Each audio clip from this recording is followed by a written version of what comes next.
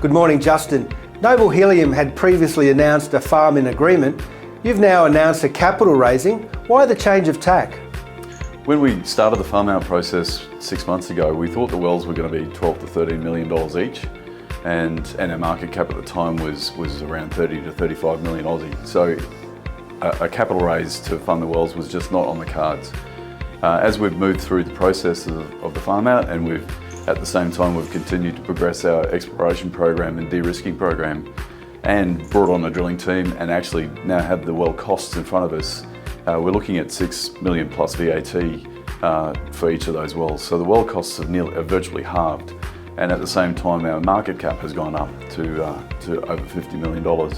So it then became a simple ratio that we were giving away 50%. We had an offer on the table for 50% of the asset, our primary asset, for a $25 million US investment. When we looked at what we could potentially raise the money for those wells ourselves, we're looking at only about a 20 to 25% dilution. So suddenly it made a whole lot more sense, and I guess that's come through in the result from our capital raise. Now, in a very tough capital market where money is scarce, you've been able to raise a fair whack. That must be a terrific vote of confidence in what you're doing.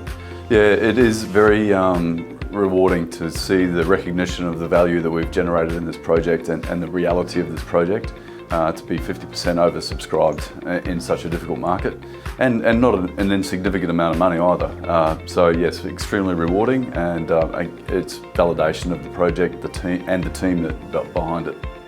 Now, every time I talk to you, your excitement seems to be growing about the prospects of the wells that you're about to drill in the third quarter. Why is your confidence so high? Been continuing to collect our geotechnical data and integrate it, and I guess the final piece in the puzzle was the 3D seismic that we recently received. That's giving us very, very strong indications. I have to be careful not to say 100%, but very, very strong indications that there are multiple gas-water contacts in the structure that we're planning on drilling. Now, the fact that we have those, we can see those gas-water contacts, and that we have helium in the soil gas survey above it at up to 35% above background, so microseepage out of the ground, tells us that A, there's gas in the system, and B, that there's helium in that gas. And I guess the modelling that we've done with Oxford University is suggesting that gas should be like 95% nitrogen and the balance helium, which is extremely rich helium resource. Now, without getting geologically complex, the wells that you're about to drill are on the East African Rift system in Tanzania, and they're also basin margin fault closures. Now, when you combine basin margin fault closures with the East African Rift, I understand the percentage is pretty high in finding gas. That's correct, Gareth. Yes, this is the play type that I and the team devised at Hardman to first test the petroleum system in the East African Rift system in Uganda. Those two wells were the first two oil discoveries in the East African Rift back in 2006. That overturned 70 years of industry mantra that the East African Rift system was too mobile and leaky to trap anything in the subsurface. Tullow bought us 6 months later for $1.5 billion and went on to drill 12 more of those basin margin fault closures, so in total 14 oil and gas discoveries in Uganda and another basin in Kenya, in the South Lokoja Basin.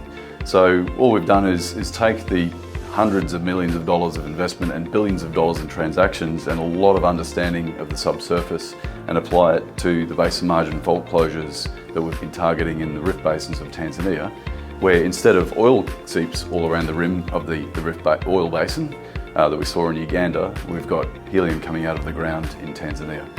And so we've very much focused on that play type, and the work that we've done is now demonstrating this looks like it's going to be 15 and 16 out of 16 basin margin fault closures. Now, helium is a bit of an unknown gas, but certainly the spoils are there to be had, is that right? It's a critical raw material, fundamental to most of the technologies that we all take for granted today, like all the chips in our phones and computers and TVs and cars and just about everything now.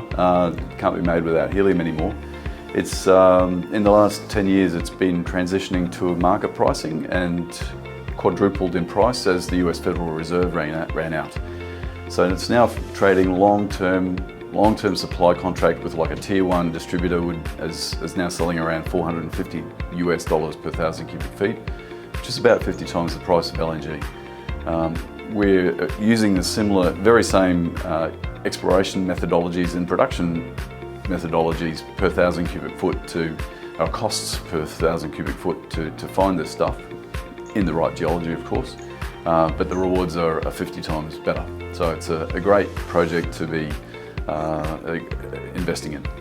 Now, with the resource that you know to have in the ground in Tanzania, what sort of dollars are we talking? So our first 2 wells are targeting a mean 16.5 billion cubic feet, which doesn't sound like a large amount of gas, and if it was natural gas it wouldn't be. Wouldn't be a large amount of gas, but at $450 per 1,000 cubic feet, that's $7.5 billion worth of helium US in the ground, so about over $10 billion Aussie. And that's just the first. We're targeting 10% of our prospective resource in our first basin. Okay, you've got the money, you've got the rig, you know where the wells are sited. It sounds like you've got everything you need to get started, is that right? Yep, all the ducks are lined up. This was the final piece of the puzzle. Extremely rewarding and so grateful for Sean and the team and everybody involved in getting us through this critical phase. Yeah, we're waiting on the rig. It'll be mobilising out of Tunisia at the end of this month. All going well, and then we'll be drilling in September and October.